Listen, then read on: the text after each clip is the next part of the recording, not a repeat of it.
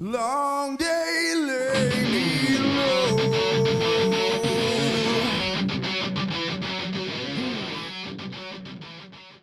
All right, here we go. I'm gonna ink up this page.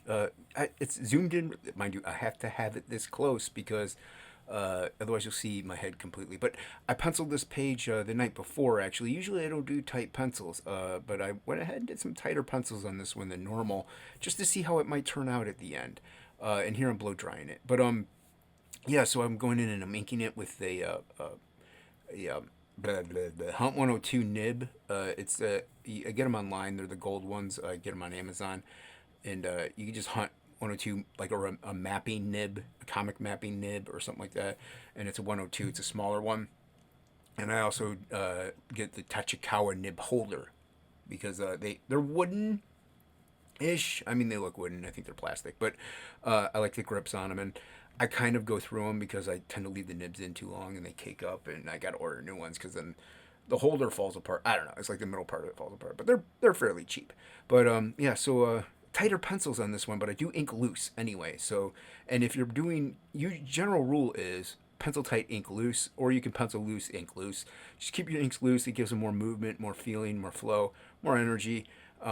And I'm going in with my cross hatching and all that stuff. And like I said, penciling it ahead of time, normally I don't go that tight. Normally it's really just insanely loose. But this one I don't know.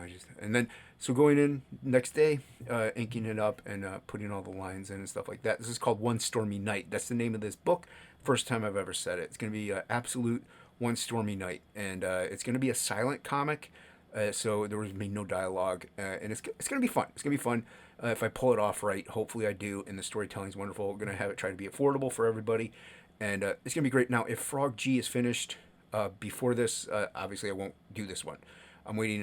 Ink Spots is coloring it, and so I'm doing this in the meantime. So because I'm not gonna go ahead and work on Frog G2 without ink because I don't want to get. We both work on the story, so.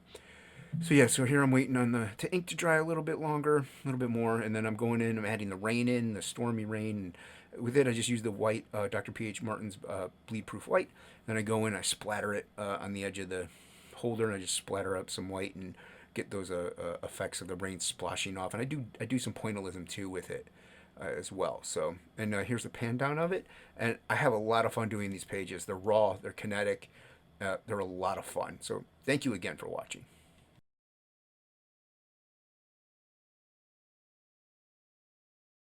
So there you have it, everybody. One stormy night. You heard it here first. And thank you for watching. Everybody go check out Frog G. Link will be in the description below. Colored by Ink Spots. Drawn by me. Promoted by the great Frog G himself. And thank you once again for watching. Well, catch the trailer on the way out. Pedro Ang, animation. Luke Elliott, voiceover. Yeah, check you on the way out. And have a great one. We've all read the story. The brave hero conquers the diabolical villain and rescues the damsel in distress.